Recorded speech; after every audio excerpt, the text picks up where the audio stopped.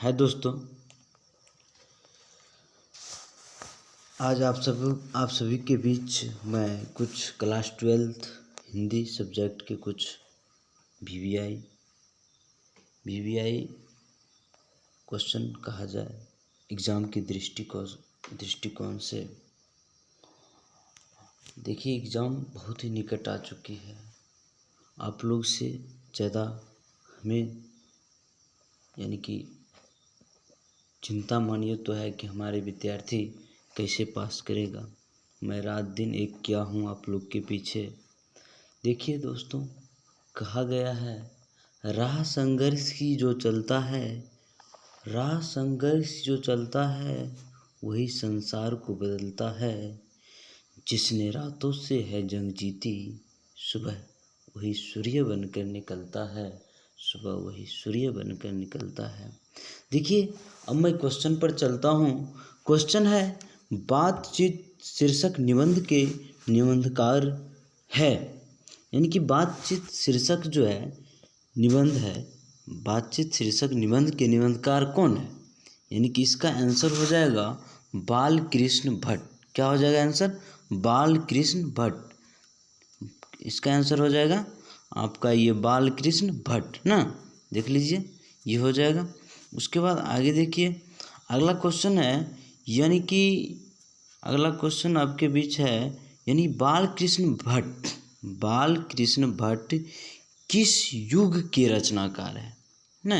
यहाँ यानी कि बाल कृष्ण भट्ट जो है किस युग के रचनाकार है?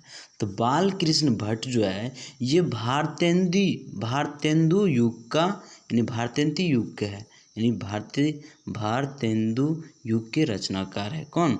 बाल कृष्ण भट्ट। ठीक है, आगे देखिए, ये आपका आंसर हो गया भारतेंदु युग। अब कहता है 100 अजान एक सुजान उपन्यास के लेखक कौन है? 100 अजान एक सुजान उपन्यास के लेखक कौन है? तो देखिए इसका आंसर हो जाएगा, यानी कि 100 अजान एक सुजान उपन्यास के लेखक कौन है? इसका आंसर हो जाएगा बाल कृष्ण भट्ट। क्या हो जाएगा इसका आंसर? बाल कृष्ण भट्ट। समझ गए? यानी कि 100 अजान एक सुजान उपन्यास के लेखक कौन है? तो इसका आंसर आप लोग क्या दीजिएगा? बाल कृष्ण भट्ट। समझ गए? अब कहता आर्ट ऑफ कन्वर्सेशन कहाँ के लोगों में सर्वाधिक प्रचलित है? तो आर्ट ऑफ कन्वर्सेशन ये जो है यूरोप के लोगों में यानी कि प्रचलित है। जैसे यानी कि ये 2 मार्क्स का भी ये क्वेश्चन आ जाएगा, आर्ट ऑफ कन्वर्सेशन से आप क्या समझते हैं? तो देखिए, ये जो है लिखा हुआ है हिंदी में, यानी कि इंग्लिश वर्ड, तो इसमें ही आंसर छुपी हुई है, बशर्ते आप लोग उसको ध्यान से देखें, समझिए। आर्ट ऑफ कन्वर्सेशन, आर्ट मतलब क्या होता है? कला। ऑफ मतलब का, कन्वर्सेशन मतलब बातचीत, यानी कि बातचीत करने की कला को ही हम क्या कहते हैं? Art of conversation. Art of conversation से आप क्या समझते हैं या क्या है? तो इसका डिफिनेशन यानी 2 नंबर में, यानी वीवीआई क्वेश्चन है, 2 नंबर मार्क्स में पूछ ही देता है, इसलिए याद कर लीजिए आर्ट ऑफ कन्वर्सेशन क्या है। तो आर्ट ऑफ कन्वर्सेशन का जो डिफिनेशन होगा, बातचीत करने की जो कला होती है उसे ही हम क्या कहते हैं? यानी कि आर्ट ऑफ कन्वर्सेशन। समझ गए? यानी कि देखिए, याद करते जाइए। समझ गए? देखिए, आगे अगला क्वेश्चन है, बाल कृष्ण भट्ट ने किस पत्रिका का संपादन किया था? बाल कृष्ण भट्ट ने किस पत्रिका का संपादन किया था? तो इसका आंसर आपका हो जाएगा ये प्रदीप। क्या हो जाएगा? प्रदीप। ये प्रदीप इसका आंसर हो जाएगा। ठीक है, यानी कि बाल कृष्ण भट्ट ने किस पत्रिका का संपादन किया था? तो इसका आंसर हो जाएगा प्रदीप। अगला क्वेश्चन पर चलते हैं। यानी कि देखिए, अगला क्वेश्चन है, ये बातचीत के माध्यम से बाल कृष्ण भट्ट क्या बताना चाहते हैं? यानी कि बातचीत के माध्यम से बाल कृष्ण भट्ट क्या बताना चाहते हैं? तो ये बातचीत के माध्यम से बाल कृष्ण भट्ट जो थे निबंधकार, ये बातचीत की शैली बताना चाहता था। क्या चीज़ बताना चाहता था? बातचीत की शैली। यानी कि 6 का आंसर हो जाएगा आपका ए। समझ गए, 6 का आंसर ए, यानी कि बातचीत की शैली। यानी कि बातचीत के माध्यम से बालकृष्ण भट्ट क्या बताना चाहते हैं, तो बातचीत करने के माध्यम से बालकृष्ण भट्ट बातचीत की शैली को बताना चाहता है, यानी कि 6 का ए आंसर हो जाएगा। अब अगला क्वेश्चन देखिए, अगला क्वेश्चन है निम्नलिखित में से बालकृष्ण भट्ट का निवास स्थान कौन सा था। यानी कि निम्नलिखित में से, कहता है निम्नलिखित में से बालकृष्ण भट्ट का निवास स्थान कौन सा था, तो इसका आंसर हो जाएगा 7 का ए, यानी कि इलाहाबाद उत्तर प्रदेश, यानी कि इलाहाबाद उत्तर प्रदेश। समझ गए, यानी कि कहता है निम्नलिखित में से बालकृष्ण भट्ट का निवास स्थान कौन सा था, तो इसका आंसर हो जाएगा इलाहाबाद उत्तर प्रदेश। अब अगला क्वेश्चन पर चलिए, अगला क्वेश्चन है 8 नंबर का, बालकृष्ण भट्ट एंट्रेंस यानी एंट्रेंस परीक्षा कब उत्तीर्ण किए थे। यानी एंट्रेंस एग्जाम नहीं होता कि कहीं हमें अच्छा कॉलेज में नाम लिखाना होता है या बीएड करते हैं तो आप लोग एंट्रेंस देना पड़ता है ना, उसी तरह कहता है बालकृष्ण भट्ट एंट्रेंस परीक्षा कब उत्तीर्ण किए थे, तो ये बालकृष्ण भट्ट जो थे ये एंट्रेंस एग्जाम यानी कि 1867 ईस्वी में यानी कि उत्तीर्ण किए थे। यानी कि इसका आपका आंसर हो जाएगा यानी कि ए, यानी कि ये आंसर हो जाएगा। समझ गए, यानी कि ए 1867 बालकृष्ण भट्ट एंट्रेंस परीक्षा कब उत्तीर्ण की थी, यानी कि इसका आंसर हो जाएगा 1867। कहता है बालकृष्ण भट्ट द्वारा कौन सा उपन्यास रचित है, तो बालकृष्ण द्वारा जो है ये हमारी घड़ी यानी कि हमारी घड़ी, ये जो है बालकृष्ण भट्ट द्वारा यानी कि कौन सा उपन्यास रचित है, तो हमारी घड़ी। समझ गए, बालकृष्ण भट्ट द्वारा कौन सा उपन्यास रचित है, यानी कि हमारी घड़ी। अब देखिए अगला क्वेश्चन पर आइए, क्वेश्चन नंबर 10। क्वेश्चन है बालकृष्ण भट्ट के पिता कौन थे, तो बालकृष्ण भट्ट के पिता यानी कि बेनी प्रसाद भट्ट थे। यानी बालकृष्ण भट्ट के पिता कौन थे, बेनी प्रसाद भट्ट। यानी कि 10 का आंसर ए, 10 का आंसर हो जाएगा आपका 10 का आंसर ए, 10 का आंसर ए हो जाएगा। अब अगला क्वेश्चन पर आइए, अगला क्वेश्चन है भट्ट जी ने प्रदीप का संचालन कितने वर्ष में किया था। भट्ट जी ने प्रदीप का संचालन कितने वर्ष में किया था, तो प्रदीप का संचालन भट्ट जी ने यानी कि 33 वर्ष में किया था। कितने वर्ष में, 33 वर्ष में, यानी कि 11 के आंसर सी। अब अगला क्वेश्चन है बालकृष्ण भट्ट का जन्म कब हुआ था, तो बालकृष्ण भट्ट का जन्म यानी कि 23 जून 1844 ईस्वी में, यानी कि 12 का आंसर ए, 12 का आंसर ए हो जाएगा। बालकृष्ण भट्ट का जन्म कब हुआ था, तो बालकृष्ण भट्ट का जन्म यानी 23 जून 1844 ईस्वी को हुआ था। अब अगला नेक्स्ट क्वेश्चन है बालकृष्ण भट्ट की मृत्यु कब हुई थी, तो बालकृष्ण भट्ट की मृत्यु कब हुई थी, तो बालकृष्ण भट्ट की जो मृत्यु है ये 20 जुलाई 1914 ईस्वी को हुआ था। 20 जुलाई 1914 ईस्वी का, यानी कि 13 का आंसर हो जाएगा ए, 20 जुलाई 1914 ईस्वी। अब नेक्स्ट क्वेश्चन पर चलिए, नेक्स्ट क्वेश्चन है बालकृष्ण भट्ट की माँ का नाम क्या था। बालकृष्ण भट्ट की माँ का नाम क्या था, तो इसका आंसर हो जाएगा 14 का बी, यानी कि पार्वती देवी। पार्वती देवी, बालकृष्ण भट्ट की माँ का नाम क्या था, पार्वती देवी। बालकृष्ण भट्ट की माँ का नाम क्या था, पार्वती देवी। अब अगला क्वेश्चन चलिए, बातचीत के जरिए भाप बनकर क्या बाहर निकल जाता है, तो बातचीत के जरिए भाप बनकर क्या बाहर निकल जाता है, मवाद और धुआं, मवाद और धुआं, यानी कि 15 का आंसर सी। अब अगला क्वेश्चन पर चलिए, बालकृष्ण भट्ट जी ने किस शब्दकोश का संपादन किया, यानी कि बालकृष्ण भट्ट जी ने किस शब्दकोश का संपादन किया था, तो हिंदी शब्दकोश का। आंसर हिंदी शब्दकोश, यानी कि 16 का आंसर डी। अब देखिए अगला क्वेश्चन पर चलिए, यानी कि मनुष्य में डैश ना होती तो हम नहीं जानते कि इस गूंगी सृष्टि का ना, तो इसमें वाक शक्ति, इसका आंसर हो जाएगा वाक शक्ति। यानी कि मनुष्य में वाक शक्ति ना होती तो हम नहीं जानते कि इस गूंगी सृष्टि में क्या होता। समझ गए?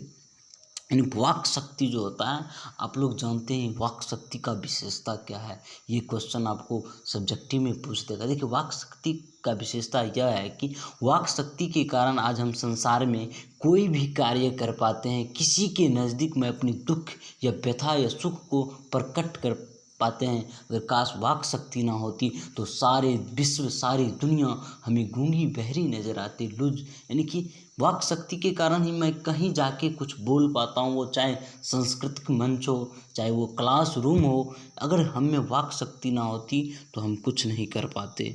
वाक शक्ति का बहुत बड़ा ही योगदान है आज हमारे जीवन में। अगला क्वेश्चन पर चलिए, यानी कि असल बातचीत सिर्फ दो व्यक्तियों के बीच हो सकती, यह किसका कथन है? यानी भट्ट जी का। ये किसका कथन है? भट्ट जी का ये कथन है। ये बात बिल्कुल सही है। यानी कि देखिए दो व्यक्ति के बीच जो बातचीत होती है वो जो बातचीत होता है एक सत्य बातचीत होता है, सही। अगर उसमें तीसरा व्यक्ति आ जाए तो वो बात बतंगर बन जाता है ना।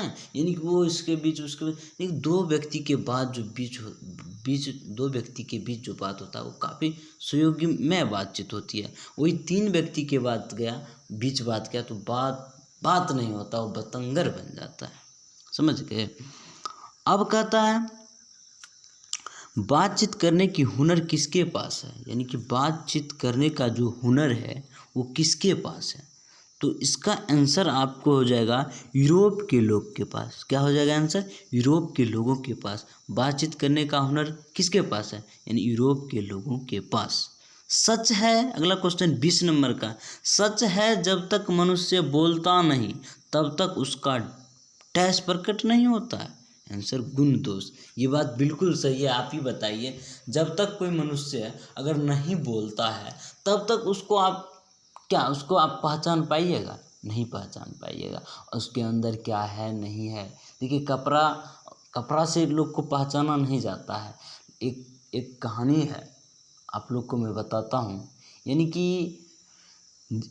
कि डॉक्टर राजेंद्र प्रसाद को तो आप लोग पहचानते ही होंगे। यानी कि भारत के प्रथम राष्ट्रपति थे। समझ गए? यानी कि अपना बिहार के ही वैशाली जिला के जीरादेई गांव के थे। यानी कि वो कोई पार्टी अटेंड करने के लिए गए थे, समझे?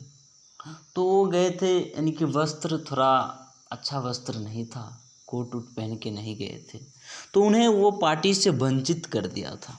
समझ गए? वो पार्टी से जब उन्हें वंचित कर दिया था तो उन्होंने यानी कि जो गार्ड होता है, पार्टी कभी भी अटेंड कीजिएगा भारी भरकम जगह तो वहाँ गार्ड होता है, गार्ड है उसको बाहर कर दिए।